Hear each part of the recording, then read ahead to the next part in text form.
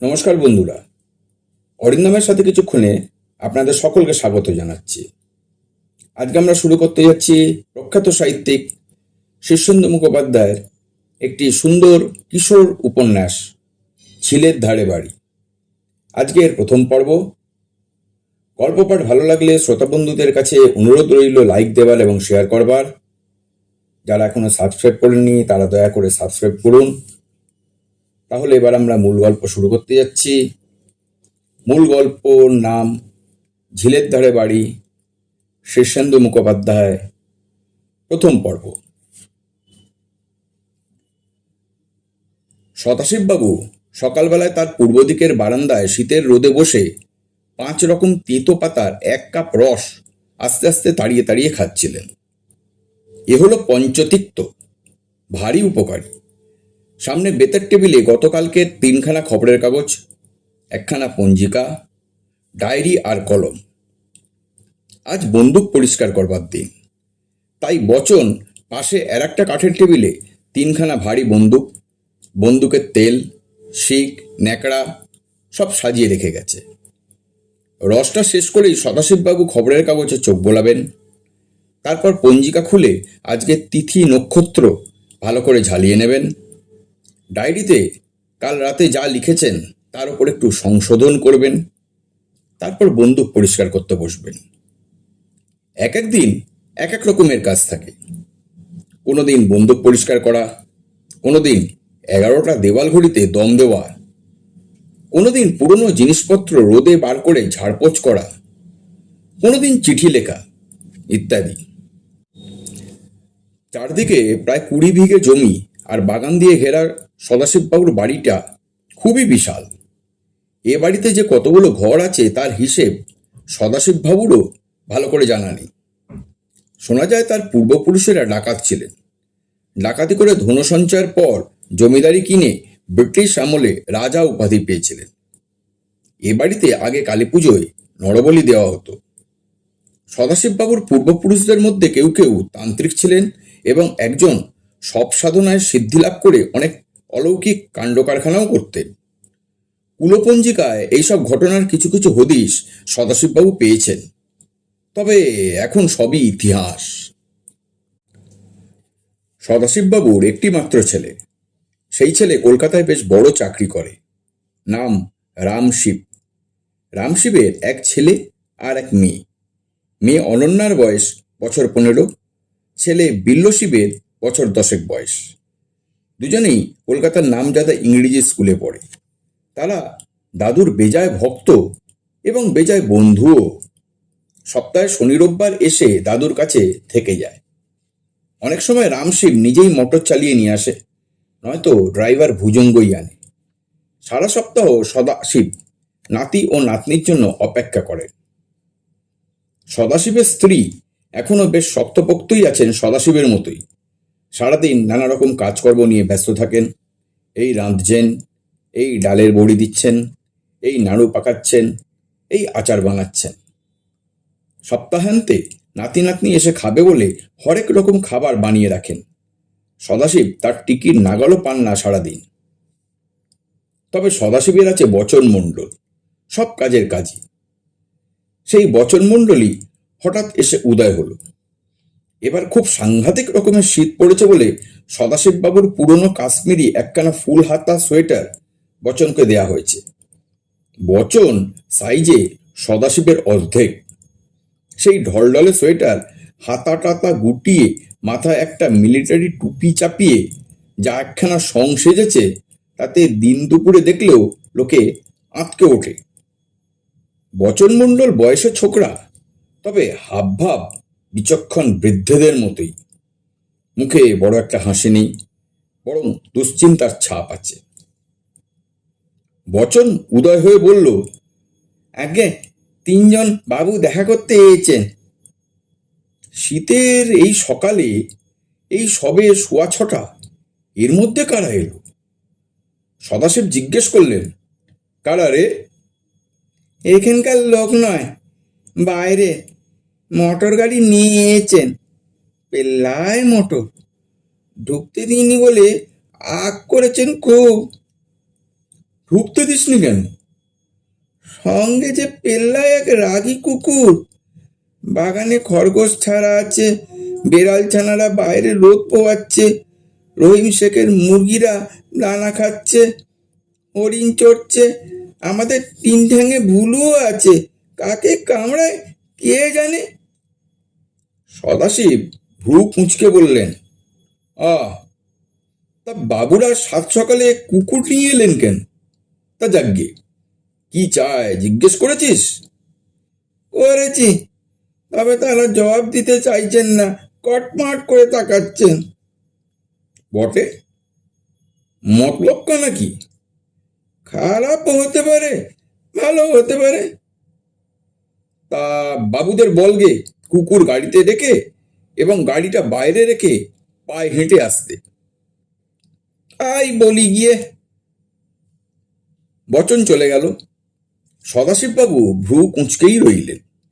এ জায়গা হলো কেটের হাট, যাকে বলে ধ্যাদ্ধাড়া গোবিন্দপুর, কাছেই বাংলাদেশের সীমানা। এরকম জায়গায় বাবু ভাইয়েরা বড় একটা আসেন না। এরা কারা এলেন তবে?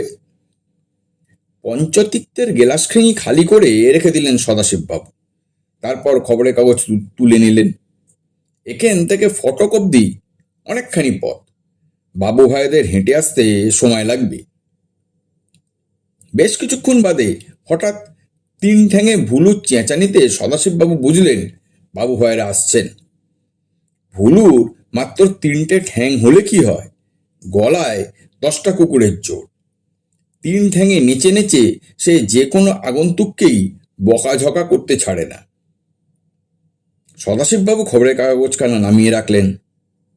সামনে অনেকটা ঘাস জমি, তার উপর সবজির বিস্তৃত বাগান, তার ধারে ধারে নারকোল, পাম আর ইউক্যালিপটাস গাছের সারি। মোরামের পথ ধরে গাছপালার ফাঁক দিয়ে জোনাতিনে কোট প্যান্ট পরা লোককে আসতে দেখা গেল। তাদের আগে আগে বচন আর ভুলু। বচন আগে আগে বারান্দায় উঠে এসে বলল, এই যে এরা। যে তিনজন লোক সামনে এসে দাঁড়ালো তাদের তিনজনেরই বয়স 30-এর কাছে পিঠে, বেশ শক্ত সমর্থ চেহারা। একজনের গায়ে কালো চামড়ার একটা জ্যাকেট, একজনের গায়ে গাঢ় হলুদ পুল ওভার, তৃতীয় জনের পরনে নেভি ব্লু স্যুট। তৃতীয় জনকেই নজরে পড়ে বেশি। লম্বা সুঠাম চেহারা, মুখে বুদ্ধির ধার এবং ব্যক্তিত্বের ছাপও আছে। কোনো রকম হি ভাব নেই, মনে হচ্ছিল এই পালের গোদা। প্রথম কথা সেই বলল, নমস্কার, আমরা একটা বিশেষ প্রয়োজনে আপনার কাছে এসেছি। সদাশিববাবু বিনয়ী লোক পছন্দ করেন। এ লোকটার গলায় অবশ্য বিনয় নেই, স্পর্ধাও নেই, কাজের লোক। সদাশিববাবু বললেন, বসুন। তিনজন তিনখানা বেতের চেয়ারে বসল। সদাশিববাবু খুব কূট চক্ষে তাদের ভাবভঙ্গি লক্ষ্য করছিলেন। না, কোনো জড়তা নেই, কোনো কাঁচুমাচু ভাব নেই, বিগলিত ভঙ্গিও নেই। পা ছড়িয়ে দিব্যি আরামের ভঙ্গিতেই বসল। লিডার লোকটা বলল, যা বলছিলাম। সদাশিববাবু ভ্রু কুঁচকে বন্দুকের আওয়াজে বললেন, নাম? ও হ্যাঁ, বলে লোকটা একটু হাসল। আমার নাম অভিজিৎ আচার্য, আমি একজন সায়েন্টিস্ট। আর এরা হলেন। সদাশিববাবু আবার বন্দুকের আওয়াজ ছাড়লেন। সায়েন্স মানে কি, ফিজিক্স না কেমিস্ট্রি না? অভিজিৎ চমকালো না, মৃদু স্বরে বলল, সে প্রসঙ্গ অপ্রয়োজনীয়। তবু বলছি, আমার বিষয় হলো এন্টেমোলজি, পোকামাকড় নিয়ে।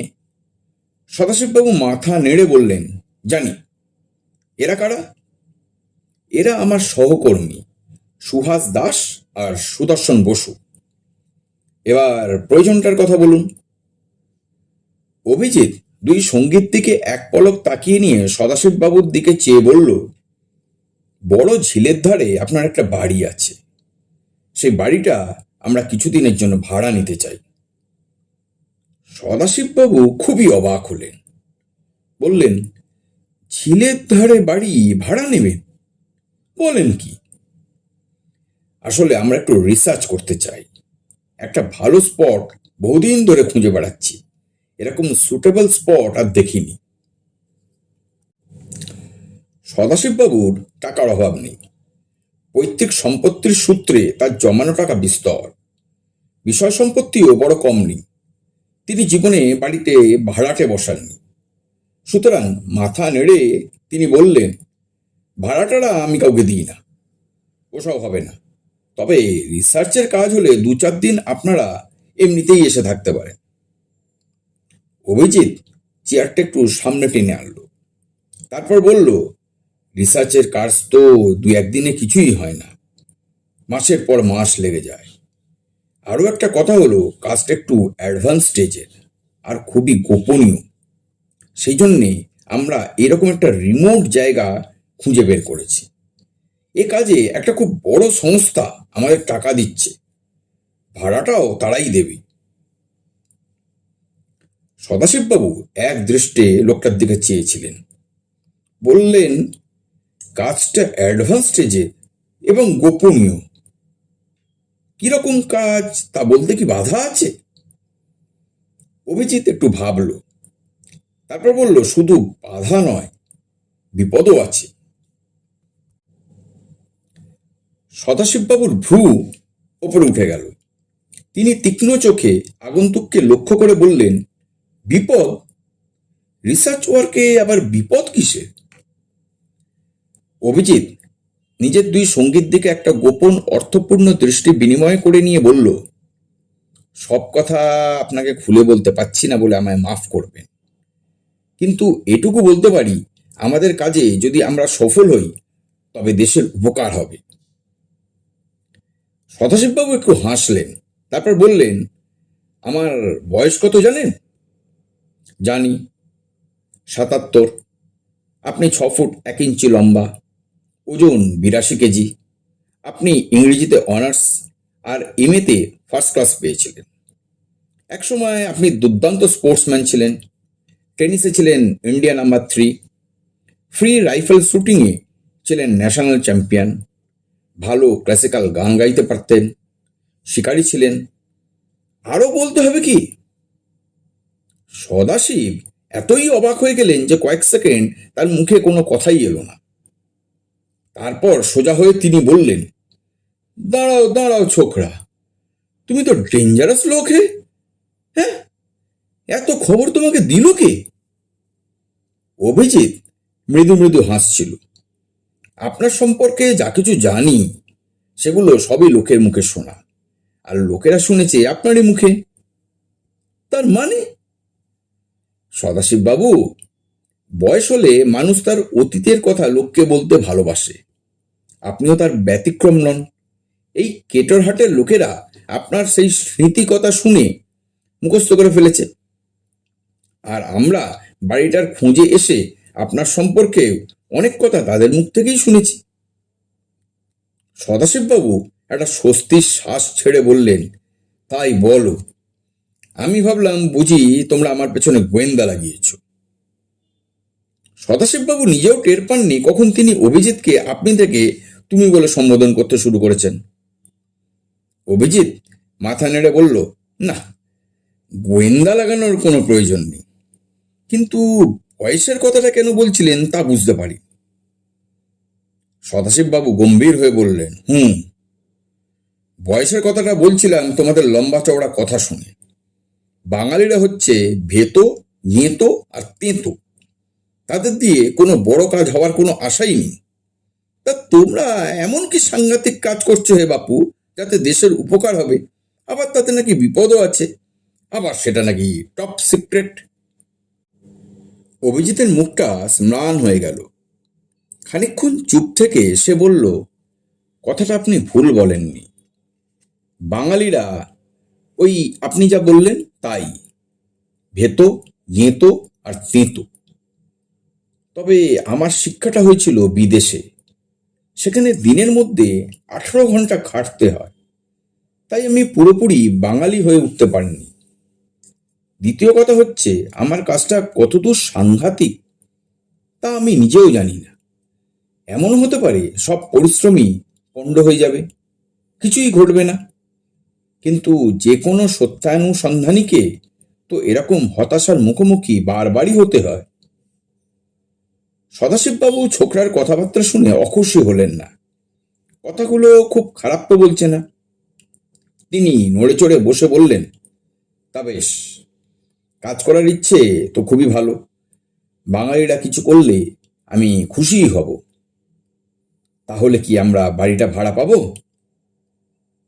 সদাশিববাবু একটু চিন্তা করলেন, তারপর বললেন, ও বাড়িতে বহুকাল কেউ থাকেনি, সংস্কারও কিছুই হয়নি।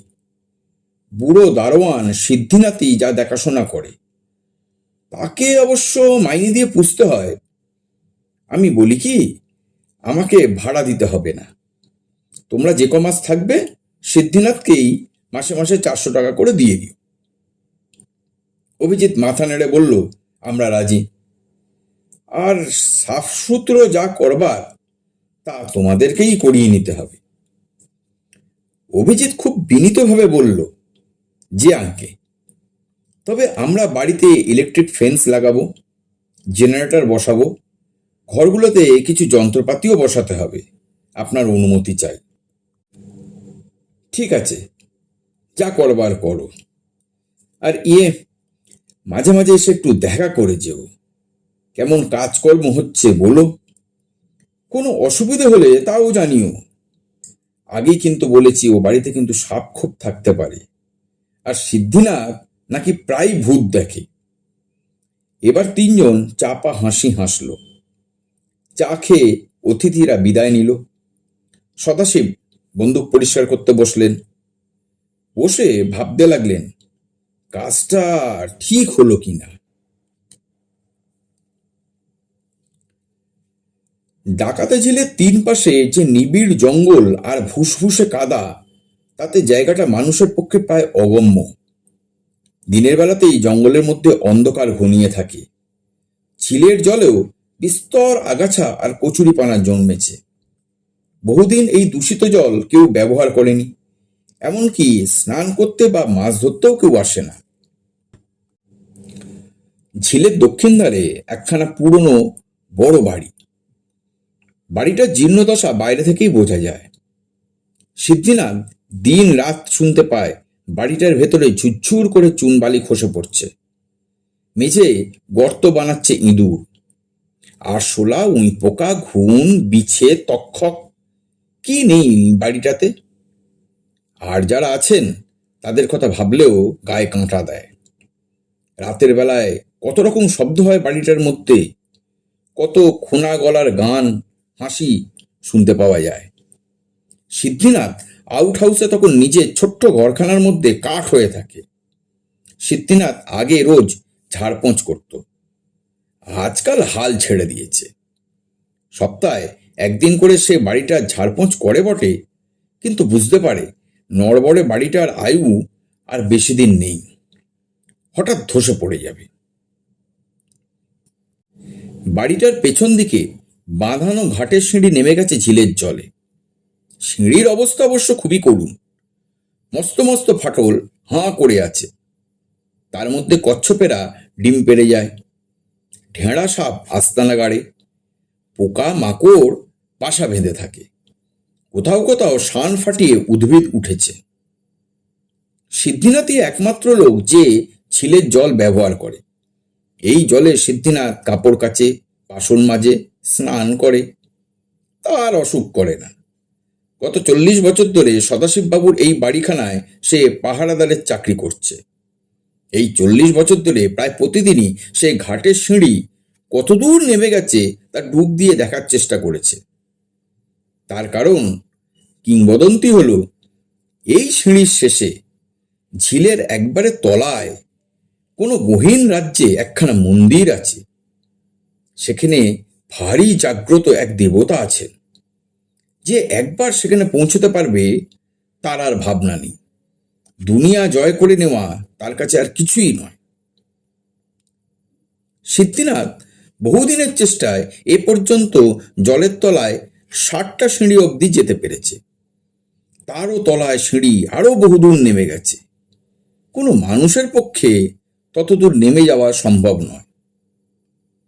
সিদ্ধিনাথ পারেনি বটে, কিন্তু আজও সে প্রায় ঘাটের পৈঠায় বসে জলের দিকে চেয়ে বসে থাকে। আজ সকালে ঘাটে বসে যখন সে আনমনে নানা কথা ভাবছিল, তখন হঠাৎ কেমন যেন তার মনে হলো কেউ আড়াল থেকে তার দিকে তাকিয়ে আছে। সিদ্ধিনাথ চারদিকে তাকিয়ে দেখল, কেউ কোথাও নেই। দিব্যি রোদ উঠেছে, ঠান্ডা বাতাস হাড় কাঁপিয়ে বয়ে যাচ্ছে, পাখি ডাকছে। ঝিলের ওপাশে নিবিড় জঙ্গলে অন্ধকার জমে রয়েছে। সিদ্ধিনাথ গায়ের চাদরখানা আরেকটু আঁট করে জড়িয়ে বসল। কিছুক্ষণ পর আবার তার কেমন মনটা সুরসুর করে উঠল। তার দিকে কে যেন আড়াল থেকে তাকিয়ে আছে। সিদ্ধিনাথ ভারী অস্বস্তিতে পড়ে গেল। এরকম অনুভূতি তার বড় একটা হয়নি কোনোদিন। এই নির্জন জায়গায় কে আসবে, আর কারই বা দায় পড়েছে সিদ্ধিনাথের দিকে তাকিয়ে থাকবার। সিদ্ধিনাথ উঠে চারদিকে ঝোপঝাড় ঘুরে দেখল। হাতের লাঠিটা দিয়ে ঝোপঝাড় নেড়ে চেড়ে দেখল, কেউ নেই। সিদ্ধিনাথ আবার এসে পৈঠায় বসতে যেতেই ফটকের বাইরে একটা গাড়ির ভ্যাপর ভোঁ শোনা গেল। বেশ ঘন ঘন শব্দ হচ্ছে, কি যেন চেঁচাচ্ছে, সিদ্ধিনাথ, ও হে সিদ্ধিনাথ। সিদ্ধিনাথ ভারী অবাক হলো, কে আবার এলো জ্বালাতে। বাড়িটা ঘুরে সামনের দিকের বাগান পার হয়ে ফটকের কাছে এসে সিদ্ধিনাথ দেখল জিপ গাড়ি দাঁড়িয়ে। কয়েকজন বাবু গেট ধরে ঝাঁকাঝাঁকি করছেন। কি চাই আপনাদের? আপনি কি সিদ্ধিনাথ? হ্যাঁ। আপনারা কারা? আমরা সদাশিব বাবুর কাছ থেকে আসছি, এবারই আমরা ভাড়া নিয়েছি। সিদ্ধিনাথ চোখ কপালে তুলে বলল, ভাড়া নিয়েছেন? বাড়ি যে পড়ো পড়ো, শেষে কি বাড়ি চাপা পড়ে মরার স্বাদ হলো আপনাদের? অভিজিৎ বললে, ফটকটা আগে খুলুন তো মশাই, বাড়িটা নিজের চোখে দেখতে দিন। লোকগুলোর চেহারা পোশাক আশাক বাবুদের মতন হলেও কেমন যেন মানুষগুলোকে বিশেষ পছন্দ হলো না সিদ্ধিনাথের। কিন্তু সে হলো হুকুমের চাকর। কোমরের কারে বাঁধা চাবি দিয়ে ফটকের তালা খুলে দিয়ে উদাস কণ্ঠে বলল, দেখে নিন। আশ্চর্যের বিষয়, লোকগুলো বাড়িটা ঘুরে ফিরে দেখে পছন্দ করে ফেলল। বলল, বাহ, দিব্যি বাড়ি। অভিজিৎ নামের লোকটি হঠাৎ আপনি ছেড়ে তুমিতে নেমে সিদ্ধিনাথকে বলল, তা তুমি এখানে কতদিন আছো হে বাপু? সে কি আর মনে আছে ভালো করে, তবে বছর 40 তো হবেই। তা তোমার দেশে টেশে যেতে ইচ্ছে করে না? দেশে যেতে? হ্যাঁ হ্যাঁ, যাও না, দেশ থেকে কিছুদিন ঘুরে টুরে এসো গিয়ে। আমরাই না হয় থোক কিছু টাকা দিয়ে দিচ্ছি তোমাকে। সিদ্ধিনাথ মাথা চুলকে বলল, দেশ তো একটা ছিল বটে মশাই, এখান থেকে 20 মাইলটা ভেতরে। 20 বছর আগেও এক খুঁড়ি বেঁচে ছিল সেখানে, মাঝে মাঝে যেতুম। 20 বছর হলো খুড়িমা মরে গিয়ে অবধি দেশের সঙ্গে সে সম্পর্কই চুকে গেছে। অভিজিৎ একটু হেসে বলল, তা দেশে না যাও, তীর্থ তীর্থতেও তো করতে যেতে পারো। এক জায়গায় এতদিন এক নাগাড়ে থাকতে কি ভালো লাগে? সিদ্ধিনাথ এবার একটু ভেবে নিয়ে বলল, সে একটা কথা বটে, এত কাছে কলকাতার কালীঘাট, সেটা অব্দি দেখা হয়ে ওঠেনি। আরে কালীঘাট যাও, হরিদ্বার যাও, কাশী যাও, ঘুরে টুরে তো এসো। এখন আমরা এসে গেছি, বাড়ি পাহারা দেওয়ার দরকার আর নেই।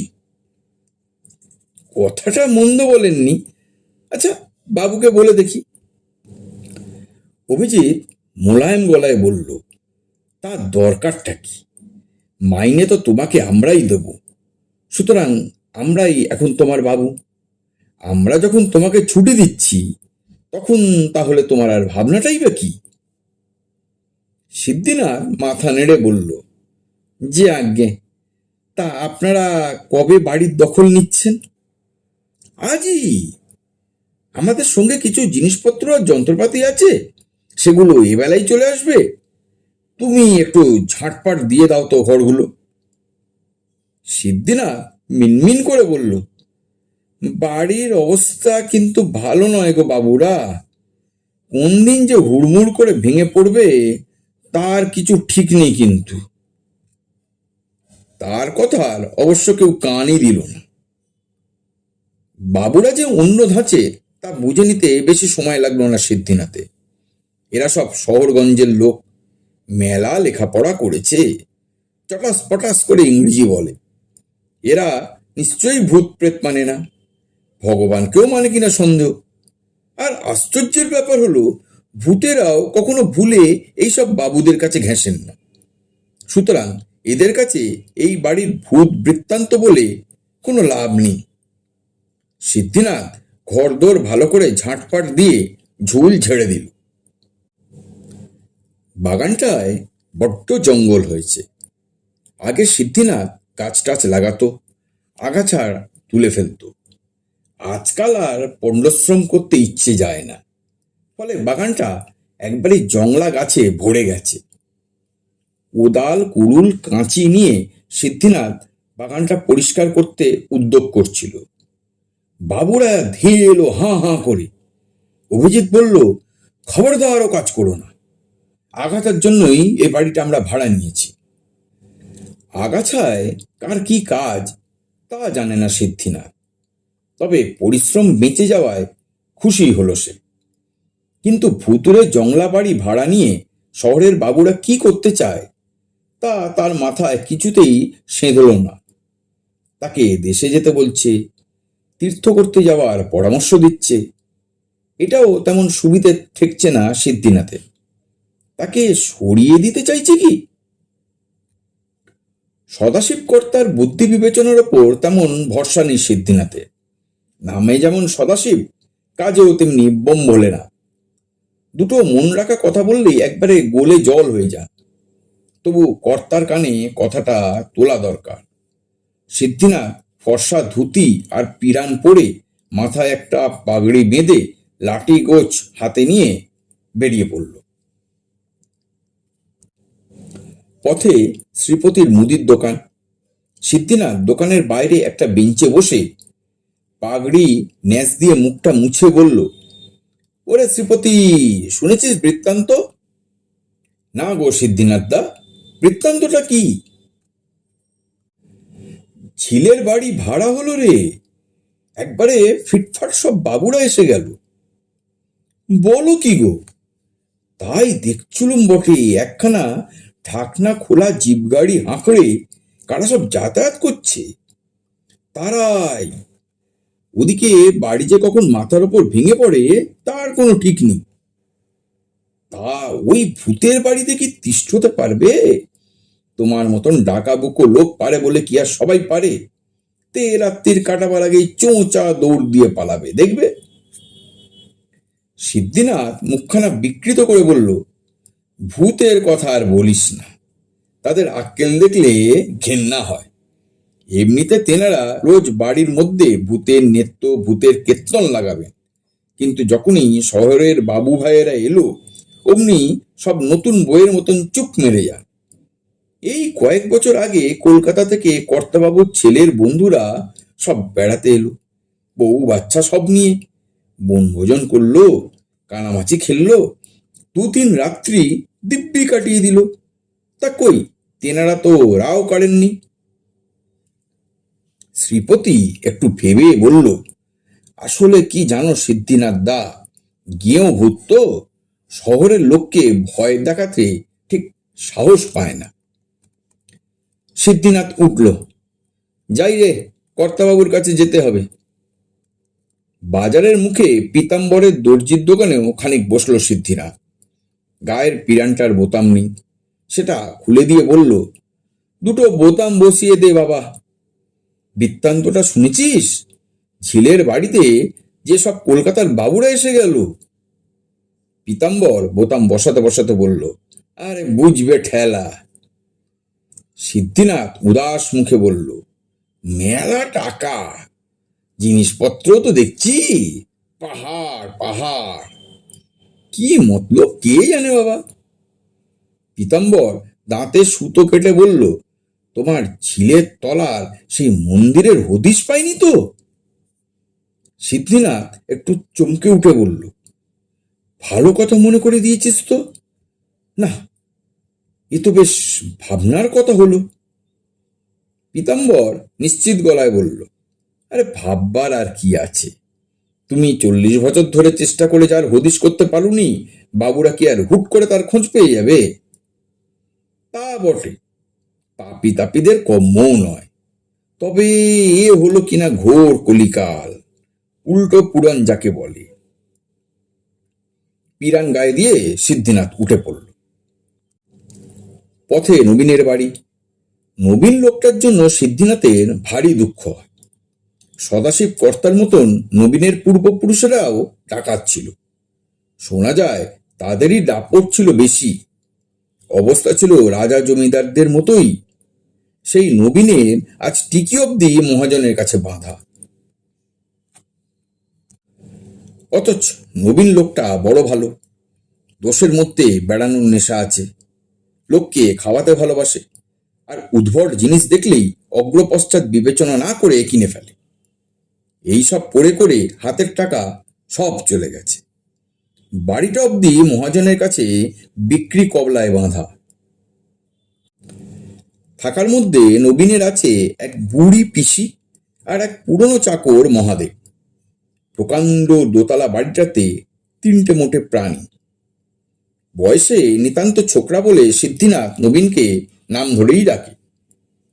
ফটকের কাছে দাঁড়িয়ে সিদ্ধিনাথ হাঁক দিল, নবীন, বলি নবীন আছো নাকি হে? নবীন দোতলার বারান্দায় বসে বই পড়ছিল। মুখ বাড়িয়ে বলল, কি ব্যাপার সিদ্ধিনাথ খুড়ো? আর ব্যাপারের কথা বলো না, বলি কেটারহাট যে কলকাতা হয়ে গেল হে। ঝিলের ধারের বাড়িতে যে ভাড়াটে এসছে সে খবর রাখো? সে তো খুব ভালো কথা খুড়ো, তুমি এতকাল একা ছিলে, এবার কথা বলার লোক হলো। হ্যাঁ, কথা বলতে তাদের বই গেছে। আমাকে তাড়াতে বললে বাঁচে। একবার বলছে দেশে যাও, একবার বলছে তীর্থ করে এসো গে। মতলবই বুঝতে পারছি না। পয়সা অব্দি দিতে চাইছে। দাওটা ছেড়ো না খুড়ো, এই বেলা একটু ঘুরে টুরে এসো গে। ওরে বাপ রে, সে কি আর ভাবিনি। তবে কিনা কেটের হাটের হাওয়া ছাড়া আমি যে হাঁপিয়ে উঠবো বাপ। তা বটে, তুমি হলো গিয়ে কেটের হাট মনুমেন্ট। তোমার খবর টবর কি? পাতাল ঘরের দরজা খুলতে পারলে? নবীন হতাশভাবে মাথা নেড়ে মরল, না খুড়ো, 20 বছরের চেষ্টাতেও খুলল না। আমি হাল ছেড়ে দিয়েছি। সিদ্ধিনাথ একটা দীর্ঘশ্বাস ফেলল। নবীনের কপালটা সত্যি খারাপ। বাড়ির তলায় একখানা পাতাল ঘর আছে, কিন্তু মুশকিল হলো সেটার দরজা ভীষণ পুরু আর শক্ত, লোহার পাতে তৈরি। তাতে না আছে কোনো জোর, না আছে কোনো চাবির ফুটো। কিভাবে সেই দরজা খুলবে তা কে জানে। হাতুড়ি শাবল দিয়ে বিস্তর চেষ্টা করা হয়েছে, দরজায় আঁচড়ও বসেনি। দেওয়াল ফুটো করার চেষ্টা হয়েছে, কিন্তু নিরেট পাথরের দেওয়াল টলেনি। কে জানে, হয়তো এই পাতাল ঘরে গুপ্তধন থাকলেও পারে। পাতাল ঘরের কথা মহাজন গোপীনাথ জানতে পেরে রবীনকে শাসিয়ে গেছে, খবরদার ও ঘরে হাত দেওয়া চলবে না, বাড়ি আমার কাছে বাঁধা। তার মানে বাড়ি একরকম আমারই। এখন বাড়ির ওপর কোনো রকম চোটফোট হলে কিন্তু জবাবদিহি করতে হবে। গোপীনাথ শুধু মহাজনই নয়, লেঠেলদেরও সর্দার। তার হাতে মেলা পোষা গুন্ডা বদমাস আছে, কাজেই তাকে চটিয়ে দিলে সমূহ বিপদ। নবীন তাই ভারী নির্জীব হয়ে রয়েছে আজকাল। তোমার কপালটাই খারাপ হে নবীন, পাতাল ঘরটা খুলতে পারলে বুঝি বরাত ফিরে যেত। নবীন একটা হতাশার ভঙ্গি করে বলল, পাতাল ঘরের কথা বাদ দাও খুড়ো, তোমার ঝিলের তলার মন্দিরের কি হলো বলো। সিদ্ধিনাথ কপাল চাপড়ে বলল, আমার কপালটাও তোমার মতন খারাপই হে। সিদ্ধিনাথ নবীনের কথাটা ভাবতে ভাবতে ফের এগোলো। পথে আরও নানা চেনা লোক, চেনা দোকান, চেনা বাড়ি। সকালের সঙ্গে একটা দুটো করে কথা বলতে বলতে যখন সদাশিবের বাড়িতে গিয়ে হাজির হলো, তখন প্রায় দুপুর। সদাশিব স্নানের আগে রোদে বসে তেল মাখছেন। সিদ্ধিনাথ কাঁচুমাচু মুখ করে সামনে গিয়ে দাঁড়াতেই সদাশিব মুখ তুলে চেয়ে বললেন, এই যে নবাব পুত্তুর, এতদিনে দেখা করার সময় হলো? বলি, সারাদিন কি রাজকার্য নিয়ে থাকা হয় শুনি? ঝিলের তলার মন্দির নিয়ে ভেবে ভেবে বাবুর বুঝি ঘুম হচ্ছে না?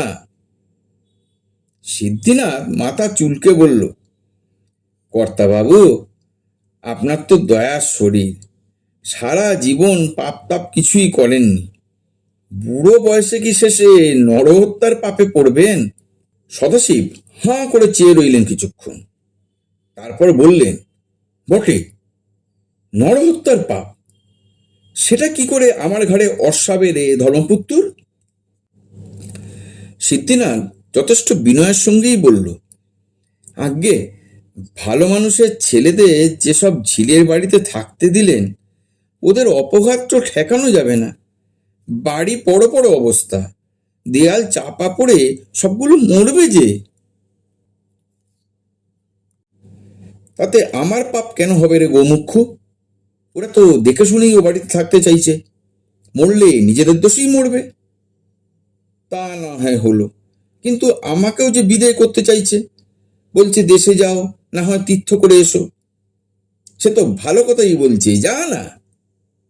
সিদ্ধিনাথ বেজার মুখ করে বলল, আপনি তো বলেই খালাস, কিন্তু আমি কেটারহাট ছাড়া অন্য জায়গায় গিয়ে বাঁচবো কি করে? সদাশিব চোখ মিটমিট করে সিদ্ধিনাথের দিকে কিছুক্ষণ চেয়ে থেকে বললেন, তোর বয়স কত হলো জানিস? আজ্ঞে না, তুই আমার থেকেও অন্তত 10-15 বছরের বড়।